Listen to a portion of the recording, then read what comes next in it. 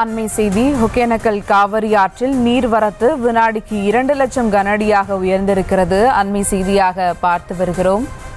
ஒகேனக்கல் காவிரி ஆற்றில் நீர்வரத்து வினாடிக்கு 2 லட்சம் கனஅடியாக உயர்ந்திருக்கிறது.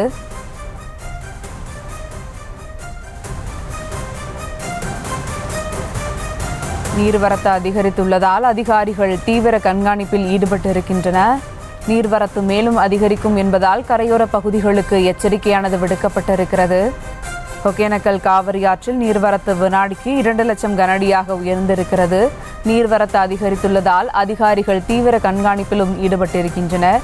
நீர்வரத்து மேலும் அதிகரிக்கும் என்பதால் கரையோர பகுதிகளுக்கு எச்சரிக்கையானது விடுக்கப்பட்டிருக்கிறது.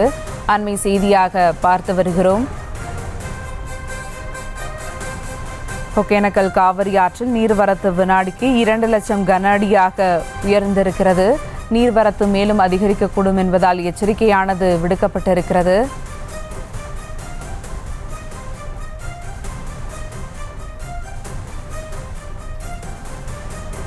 நீர்வரத்து அதிகரித்துள்ளதால் அதிகாரிகள் தீவிர கண்காணிப்பில் ஈடுபட்டிருக்கின்றனர். நீர்வரத்து மேலும் அதிகரிக்கும் என்பதால் கரையோர பகுதிகளுக்கு எச்சரிக்கையானது விடுக்கப்பட்டிருக்கிறது.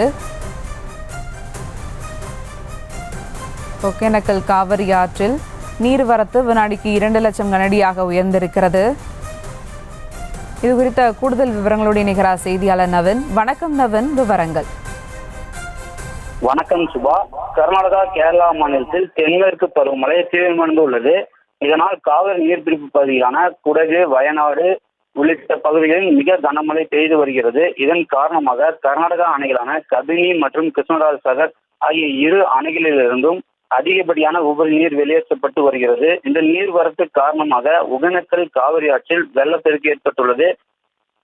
இன்று காலை நிலவரப்படி 1,70,000 கனஅடியாக இருந்த நீர்வரத்து இன்று காலை 11 மணி நிலவரப்படி 1,85,000 கனஅடியாக அதிகரித்தது.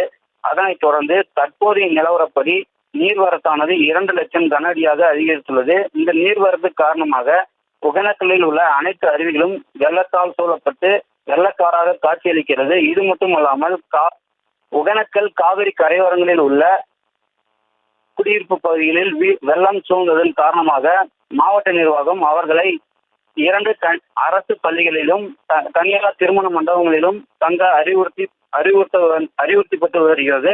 இது மட்டுமல்லாமல் காவிரி கரையோர மக்களுக்கு வெள்ள அபாய எச்சரிக்கை விடுக்கப்பட்டு வருகிறது. ஒகேனக்கல் அஞ்செட்டி செல்லக்கூடிய பிரதான சாலையான ஆலாம்பாடி சாலை பகுதியில் வெள்ளம் சூழ்ந்து வாகனங்கள் செல்லா வண்ணம் துண்டிக்கப்பட்டுள்ளது. சுபா,